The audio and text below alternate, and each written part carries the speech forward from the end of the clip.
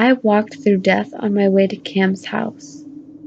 Above me, skeletal trees lined the road, reaching their crooked branches towards the dark, wet sky. Their green leaves had already turned red, then yellow, before falling about the street in piles. It was almost winter. Whatever the wind hadn't blown away rotted on the sidewalk, squishing underneath my sneakers. I pulled my jacket over my head. We had some nasty weather recently, but this was by far the worst. The kind of night that caused accidents, flooded rivers, and threw trees onto telephone wires. There was no doubt in my mind that bad things happened on nights like these. Thankfully, Cam only lived 7 houses down from mine. I knocked on his front door. A few seconds later, I heard his muffled voice on the other side. "Who is it?" It's Matt," I said. "Open the door, it's freezing out here." The lock clicked and the door swung wide, revealing Cam's apologetic face. "Sorry," he said. "I guess our neighbor saw somebody prowling around the neighborhood. My mom's freaked. She's making me ask who is it every time somebody comes to the door. So annoying. How do you guys have a mail slot but not a spy hole?" "I don't know, it's retarded. Come on, I'm almost done setting up." Inside, a Monopoly board lay open on the dining room table, stacks of multicolored banknotes stuffed under the edges.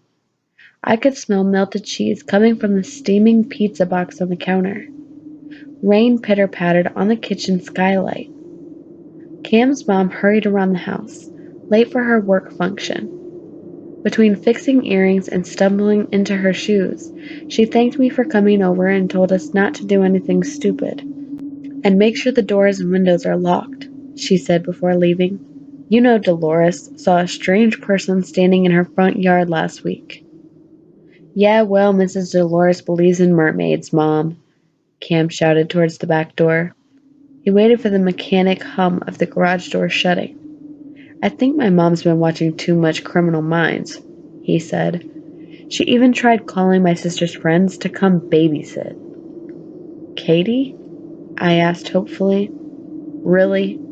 Cam rolled his eyes.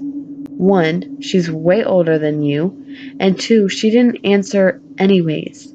We sat down at the table. "I mean, we're 13. Not like we need protecting, right?" I shrugged. "I'm okay with it, especially if it's Katie." Cam shook his head. "Gross, dude. Dolores is actually crazy, though," he added. "I bring in her garbage can every week.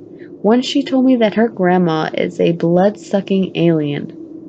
He chuckled and dumped out a bunch of silver tokens on the table. "Let me guess. You're gonna be the thimble." "Got me," I said, grabbing the piece and placing it on the board. As Cam sifted through the pile of tokens, I looked around at the walls around the kitchen. Several huge Alaskan crabs were pinned up on plaques, arms outstretched like giant armored spiders. I always thought it was kind of bizarre, but Cam's dad was a career fisherman and likes his trophies. My attention returned to the table as Cam slammed down the silver Scotty dog token onto the board. He crossed his eyes. "Toto, I don't think we're in Kansas anymore," he said in a mock Dorothy voice. It was about an hour after we started playing, and the game was heating up. Cam had just landed in jail when somebody knocked on the front door. It wasn't a normal knock, more like a heavy pounding. Slow, calculated. From where I was sitting at the dining room table, I could see the door. The knock came again. Me and Cam looked at each other with wide eyes. We thought it was the cops. But after a few seconds and still nobody called "police," we got up hesitantly and tiptoed towards the door. Cam put his ear against the wood and listened. He must not have heard much of anything because a moment later he asked, "Who is it?" Pause. "It's me," came the eerie voice from the other side. If our eyes were wide before, now they were dinner plates. Me and Cam just looked at each other, unsure of what to do. "Who?" Cam asked again shakily. It's me, your mom. Open the door.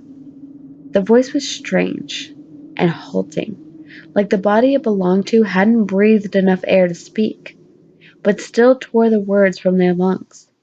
I couldn't even tell if it was actually a woman. For that matter, I couldn't even tell if it was human. Whoever was on the other side of the door, it wasn't Cam's mom. Cam backed away from the door. You're not my mom. Yes. Yes, I am. Open up. The door handle wiggled. I put a hand to my chest. My heart was thumping a million miles a minute. By the sound of Cam's voice, so was his. He spoke loudly, trying to hide the tremble in his words. Go away. You better leave now or we're calling the cops. We stood there, still as statues. Silence. Check the window, Cam hissed after a few minutes. I looked at him bug-eyed. You go check the window. I can't hear anything. I think she's gone. Go check. Cam gave me a little shove. Don't be a pussy, he added. I slapped away from his hand and gave him a scathing look, but still got down on my hands and knees, crawling towards the bay window. The wooden floor felt cold on my palms. As I neared the window, Cam flicked off the lights. Reaching up, I pulled aside a corner of the pale muslin curtain and peeked outside. At first, I didn't notice anything. But then, there, at the corner of the driveway, a figure, barely illuminated by the yellow glow of the light above the garage. It stood so still that I almost mistook it for a shadow. I squinted, but the harder I looked, the more its shape seemed to waver in the rain. I couldn't see a face, but I could just make out a mess of long, black hair. All of a sudden, it turned around and walked away. See anyone? Cam whispered. He had crept up to the window. Somebody at the end of your driveway. They walked down that way. Frickin' weirdos in this neighborhood, I swear. We should call the police, I said. I was honestly shaken. Cam protested immediately. No way, it was probably nothing, he said, trying to brush it off. The cops would come, ask a bunch of questions, call my mom. Can you imagine? She wouldn't let me leave the house for the rest of the year. Besides, it was just a joke. Did you hear that voice? Think about it. Nobody talks like that. Yeah, exactly. You were scared too. What? Do you think it was a zombie? A phantom? Cam stretched his arms and pretended to be a ghost. Ooh, let me in, child. I must suck on your brain. He laughed. Don't be dumb. Let's finish the game. I just bought Boardwalk. I bet you just don't want to play because you know you're going to lose. He was partly right. I really hated losing. Soon enough, we were back into Monopoly and had nearly forgotten about the whole incident. Still, I kept peeking at the door, half expecting to hear the loud knocks at any minute. But they never came again. Towards the end of the game, I was pretty much convinced that the person I saw was just another neighborhood prankster. As it turns out, I ended up winning. Cam was livid. The entire time we spent putting the game back into the box, he couldn't stop talking about how cheap and unfair it was. I just laughed. We were just about to fold up the board when I happened to glance at the front door again and dropped everything I was holding. I stumbled back into the table. What is it? I heard Cam ask urgently. He sounded far away. A set of scrawny fingers had opened the mail slot in Cam's front door. They rested on the inside, holding ajar the small brass cover. Through the only tiny rectangular slot, a face looked into the house. It was smiling. It was looking straight at me. I tried to scream, but the sound caught deep in my throat. I flailed a pointing finger towards the door. Cam rushed over just in time to see the face and fingers retreat out of the mail slot. He ran up to the window and peeked outside. I crawled into the kitchen and hid behind the countertop. A moment later, Cam crouched next to me. "Okay, that was really creepy," he said. "I didn't see anyone out there." "I'm calling the police, Cam." "Yeah, alright, yeah, good idea. You call. My phone made it into the laundry room, remember?" I pulled out my phone and put it on speaker. It rang twice before the operator picked up. 911, what's your emergency? I talked as fast as I could. "Hi, we think somebody is trying to break into the house. We're alone. Can you send somebody quick?" "Who is in the home with you?" "It's just me and my friend Cam. It's his house. We're both 13. His parents are out working. Can you hurry, please?" "Are you at 1408 Berry Rock Road?" I looked at Cam. "Yeah, that's it," he said out loud. "Okay, I'm going to give you some directions. Please listen very carefully. Are the doors and all the windows locked?" "Yes, I think so," I said.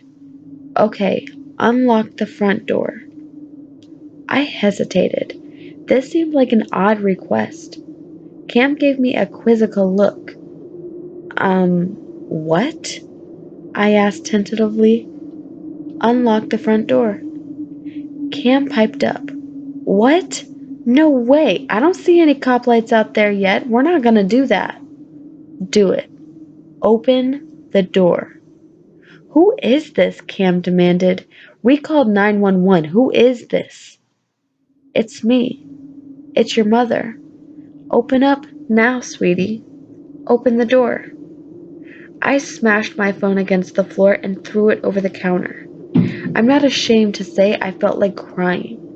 What was going on? I was sure I dialed 911. How was this possible? Cam rubbed his face in his hands. He was just as rattled. "Oh, okay. What do we do? What do we do?" he said to himself. "When is your mom supposed to get back?" I asked. I don't know. She said late. What is happening? I am seriously freaked out right now." "What about your dad's gun cabinet?" "It's locked. I don't know where the key is. He hides it somewhere. We could look for it in his room." Cam wrinkled his brow and looked around.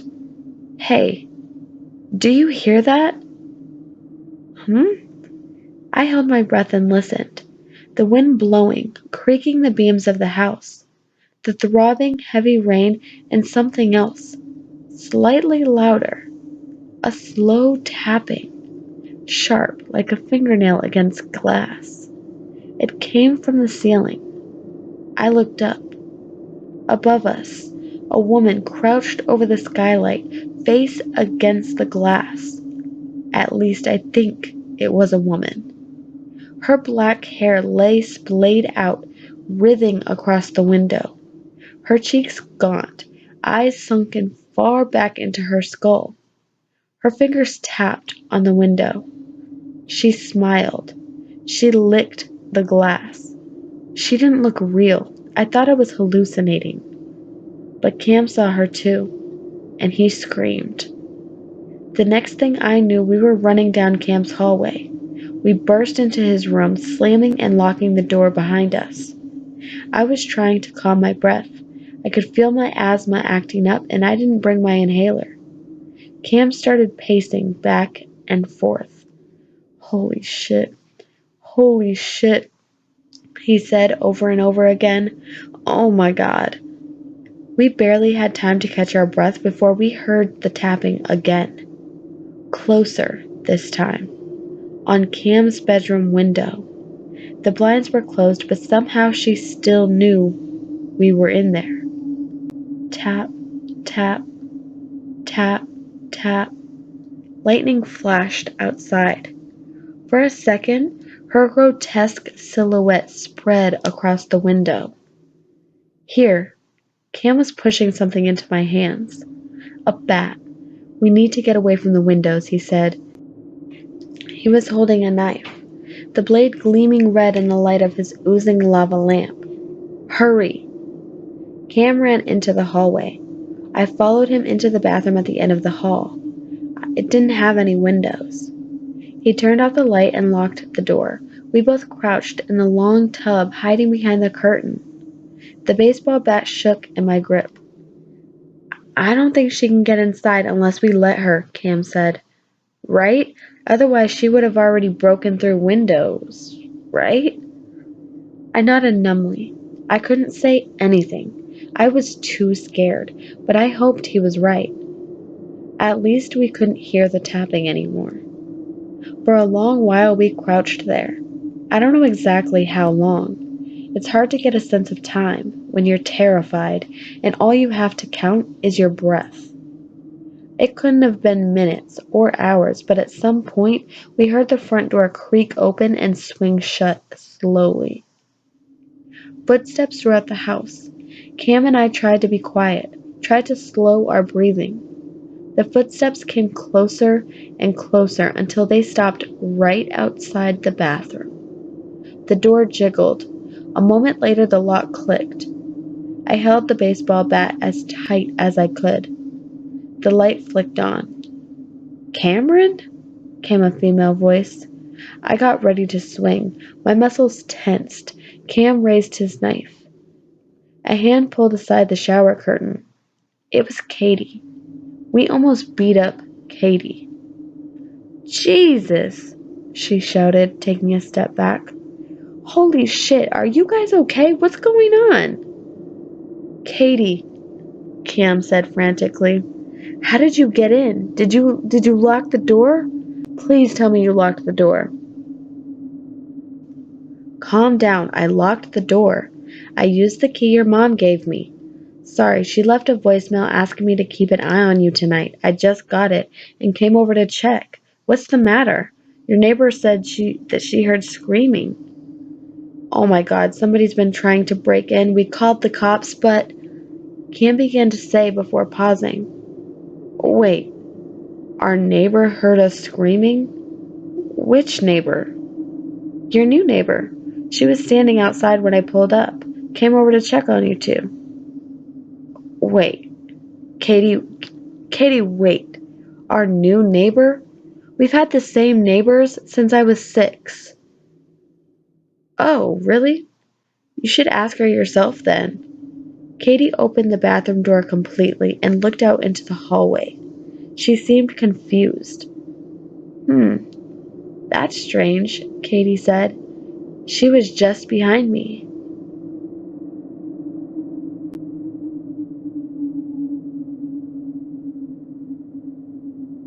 "Honey, I'm home," says the thing who is not my husband as it slides into my home. It comes over to the couch, hovering, leaning over me with a teethy smile that breaks his face into two. I feel its slimy lips on my face as it kisses me, saliva wet on my cheek.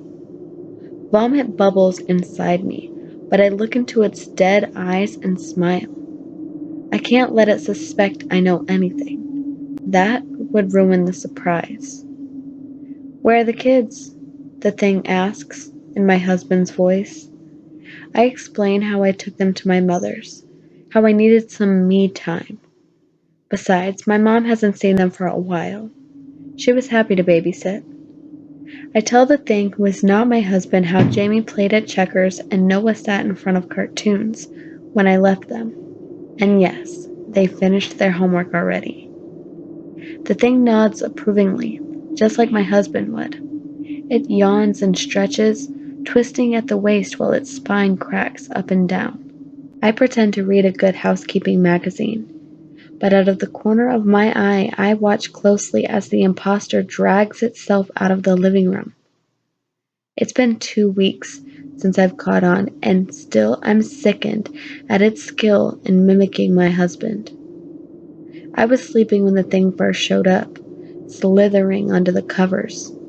Its breath was stale, heavy. When it spoke, its words were long and slurred. It hadn't figured out how to use my husband's lips yet. When I turned on the bedside lamp, the thing's eyes squinted bloodshot veins. Its face drooped at the corners, hiding beneath my husband's skin. but it was the red paint splashed around its lips that terrified me the most. That's when I knew something was very, very wrong. That's when I started watching its every move. How it played with the children, how it cooked dinner, beating potatoes to a pulp with the skin still on, the way it shoved food into its maw, crunching bones with its oversized, snapping molars. For a few days, I thought I might have been crazy to suspect something amiss. Its imitation of my husband was nearly perfect in every way, except for one thing. It smiled way too much. Even now, it's smiling in the kitchen, washing dishes at the sink. It's whistling a song, its wide head bobbing in rhythm. My socks tiptoe across the linoleum. The thing doesn't notice as I slide behind it, picking my spots. Focused, just like my husband, I'm close behind now. It feels my breath upon its neck. "Lucy?" asked the crackled voice in the speaker. "Is it finished?" I tell her that it's me. I tell her that everything went as we planned. I tell her thanks for the knife. My mom breathes a sigh of relief. "Thank you, Lord. You come on home now. The car's packed and the kids are ready.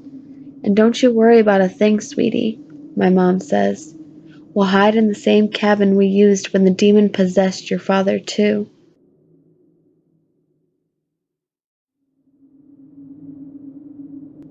The sun is going down in the neighborhood. It's the girl's favorite time of day. So golden and full of hope. She loves the way the light spreads like honey across the patchy lawn below, how it seeps through the hanging limbs of the old weeping willow in the front yard. The breeze must be blowing, she thinks, because the willow branches sway, tugged along by the wind. She imagines the willow dancing. She imagines those swaying branches reaching out for her. From this small round window above the second floor, she can see the peaked blue house across the road. The girl wonders who lives there. Maybe another girl, she wonders. I bet she's just like me. Does she go to school? I bet she has a lot of friends. I bet she likes butterscotch cookies and has a kitten who always tears at toilet paper. The girl imagines these things. She imagines going to school. She imagines herself as the girl in the blue house. The sun is beginning to hide.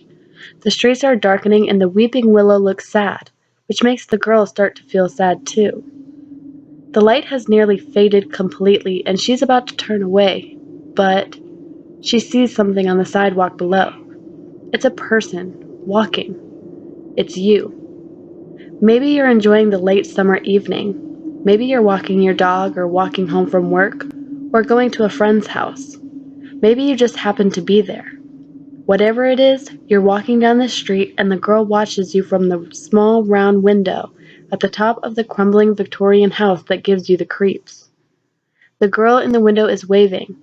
She's waving, but you don't see her.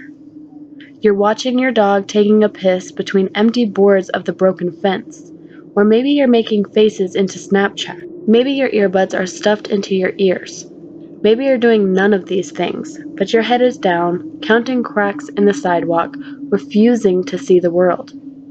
Whatever it is, you don't see the girl waving at you from the window. If you looked, you would see a girl in the window. You would see she's not waving. She's pounding on the window. She's screaming. She's screaming as loud as she can. You would hear her if you weren't listening to Flo Rida.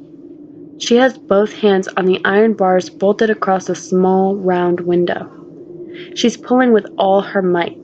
You would see her doing this if you weren't taking selfies. You would see her if you weren't looking for a Pikachu. But it's too late. You didn't see her, and you're past the creepy old house anyways.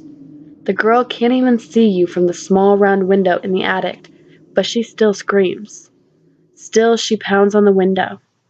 Suddenly, she stops. She's not looking for you anymore. She's silent. Somebody's heard her. Somebody's heard her, and it wasn't you.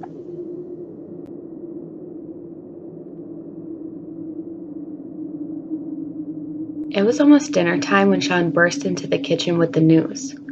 "All the way up a tree," he was saying. "A big old red dress, hanging at the very top." Mom was pulling a pumpkin pie out of the oven, our family tradition every first day of November. I was doing math at the dining room table. Dad sat in front of his laptop watching recordings from the deer cams he set up behind our house over the summer. The weather had turned cold recently. I could hear the wind whipping through the trees outside. Sean's cheeks were red. He was breathing heavily, eyes pried open with excitement. I could tell that he ran all the way from where he was playing, in our treehouse at the edge of the woods. Mom helped Sean unwind the wool scarf wound tight around his neck. "Weird, huh? How did it get up there?" he asked, coming over to sit next to me at the table. "How did you think it got there, Connor?" I shrugged, told him I had no idea. The truth is, I didn't believe him. Neither did Mom or Dad. My little brother was always had trouble separating his imagination from reality. Sure, it's normal for kids to have an imaginary friend or two growing up, but Sean had dozens. He had names for them all. We figured he would have grown out of it by now. Still, we humored him as we ate dinner, painting our faces in mock amazement as he rambled on and on about this stupid dress swinging from the trees. "A red dress?" Dad said. He leaned back in his chair. "You know what that means, don't you, Sean? That means it's going to be a good hunting season. Maybe we'll even get a turkey for Thanksgiving this year." Mom rolled her eyes and began collecting dishes from the table. Dad got like this every November. We lived far out in the country. Our house pressed right against a deep national forest. Every fall, Dad could hunt right out of his own backyard. Our nearest neighbor lived a half-mile down the road. Sean and I didn't really have any friends that lived nearby, so we grew up exploring the forest with Bailey, our German Shepherd. I was nearly 5 years older than Sean, and as the older brother, I was usually the one following him around, making sure he wasn't getting hurt or lost. See, he was a fearless kid. Sometimes it got him into trouble. "All right, who's ready for some pumpkin pie?" Mom was asking over the din of plates and silverware clanging into the sink. Sean and I shot our hands into the air. While Dad looked forward to November for hunting, Sean and I couldn't wait for Mom's pumpkin pie. She smiled and went to fetch the pie from where it was cooling on the back porch. Sean leaned towards me as she left the room. "Connor," he whispered, "do you want to come see the dress I found?" "Not tonight," I said. "It's already dark outside. Maybe tomorrow." Maybe tomorrow you'll forget you'll even saw a dress, I thought to myself. "No, Connor, come see it tonight. It might not be there tomorrow." "Sean, I still have homework." "Connor, please," he pouted. "I really want you to come see it tonight. You need to come see it tonight." His insistence was beginning to annoy me. "Holy crap, Sean," I said. "No, I'm not coming and seeing your imaginary dress, okay? You're 9. Quit making up stuff about every little—" Just then, Mom's screams split the air, followed by shattering glass. "Oh my God!" she screamed, frantic. My breath froze in my throat. Sean looked terrified. A cacophony of loud barks and yelping followed her scream. They sounded like they were coming from inside our own backyard. A wooden chair snapped against the wall as Dad rushed outside. "Stay in here," he said. Sean and I wanted to follow him to the back door, but we knew to listen to Dad when he spoke like that. The animal sounds from outside seemed to get fainter and fainter, but Bailey still barked furiously. A moment later, Mom walked into the kitchen. "Mom?" Sean asked timidly. He was about to cry. "It's okay," Mom said. She walked over and gave Sean a hug. "Everything's okay. I got startled, that's all." She fanned her face with her hands. "Sorry, kids. We'll have to wait one more day for pie. I need to sit down." She crossed the kitchen and went into the living room. I got up from the table and walked towards the back door. Outside, Dad was yelling at Bailey to shut up. The wind was blowing pretty heavily, rustling up leaves and whipping them through the open door into the back foyer. Bits of pie and cooking glass lay strewn across the back porch. Stay back, Dad said. You'll cut your feet. Pack of damn coyotes. He motioned out to where our backyard ended at the dark maw of the forest. Your mom saw their yellow eyes in the dark, Dad continued. Startled her. Strange, they've never come this close to the house before. Listen, they're still yowling out there. Just as spooked as your mom. Must be a bigger predator. Cougar, maybe. Off in the distance, the coyotes continued to howl. Growing up this close to the forest, I was used to the racket that wild coyotes made. They could be really loud. Sometimes they didn't even sound like animals. It used to freak out my friends during sleepovers, but it always comforted me to hear the coyotes. But something about the way they called right then, it sent shivers crawling down my spine. Dad looked at me, a serious set to his eyes. You know what that means, he said, pausing. Good hunting season. Dad winked and I forced a weak laugh, but as I turned away, I remember taking an extra moment to peer into the dark forest. I remember that the first time in my life it made me feel unsafe. I couldn't fall asleep that night. For some reason, I kept thinking about Sean and that stupid dress he said he saw hanging from the trees. I tossed and turned trying to get comfortable, trying to relax my mind. I couldn't shake this feeling of unease that wound itself around my body like the sheets in my bed. Eventually, sleep found me. I wish it hadn't. In my dreams, something evil had found its way into our house. Sean and I hid in my room. Mom and Dad were gone. Or dead. I don't remember, but they weren't there, and I was terrified. I was terrified because the evil thing in our house, I couldn't hear it. It didn't make noise, didn't have footsteps. Blood streamed down the walls.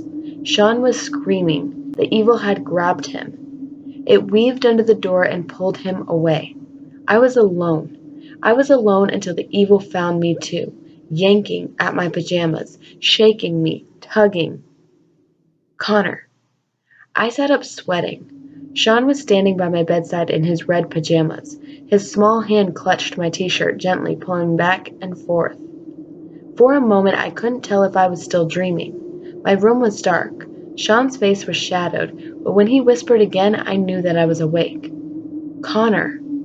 Sean, what is it? What's the matter? He had never come into my room like this in the middle of the night. I was concerned that something bad had happened. Are Mom and Dad okay? I asked. Sean lifted a finger to his lips. Shh, don't wake them up. I need to show you something. He turned around and walked out of my room before I could say anything. Sean, wait, I hissed. Come back. It was no good. I could hear his footsteps going down the stairs at the end of the hallway. Now that I was fully awake, I noticed the unease still wrapped around me. In fact, it was even worse. I didn't want to get out of bed. I didn't want to follow Sean down the stairs, and to be honest, I was scared of what I'd find down there. Still, I felt my body swing to the side of the bed, felt the carpet beneath my shuffling feet, the edge of each step as I walked down the stairs. It was like watching a scary movie. When you're terrified of what lies around the corner but can't look away, that's how it was for me. If the cat dies of fright, can you still say that curiosity killed it? I found Sean in the living room, standing in front of the big front window. He had the curtains pulled slightly to the side and was looking out at something. As I got closer, Sean heard me and turned around. He motioned over. He was smiling. I bent down next to him, who tapped on the window, pointing. At first, I couldn't tell at what, but then I saw it, caught on the skeletal branches of our walnut tree in the front yard, hanging like some long, twisted, unwanted ornament. The way it fluttered in the wind, it almost looked alive. I don't know why my heart was pounding ice into my veins, and I don't know why I backed away from the window. It was just a stupid red dress, right?